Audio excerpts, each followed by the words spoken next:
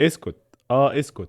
الكلمة دي مش دايما بتتقال عشان تقطع الكلام، أحيانا بتتقال عشان تنقذك. النبي صلى الله عليه وسلم قال: من كان يؤمن بالله واليوم الآخر فليقل خيرا أو ليصمت.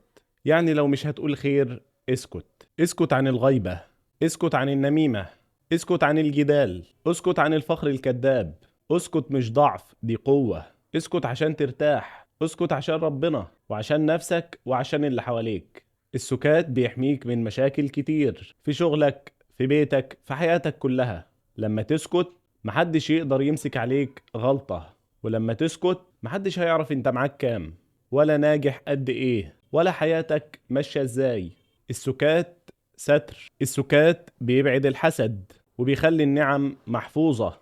اللي بيحكي كل حاجة بيعري نفسه، لكن اللي ساكت عايش مرتاح، مستور، محفوظ.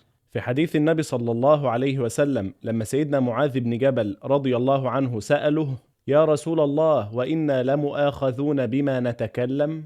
فأجاب النبي صلى الله عليه وسلم قال: ثكلتك أمك يا معاذ، وهل يكب الناس على وجوههم في النار إلا حصائد ألسنتهم؟ الكلمة مش مجرد صوت، الكلمة ممكن تكون سبب في نجاتك أو سبب في هلاكك.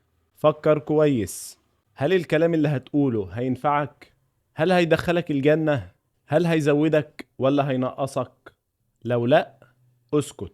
اسكت عشان ترتاح، اسكت عشان تتصان، اسكت عشان نفسك.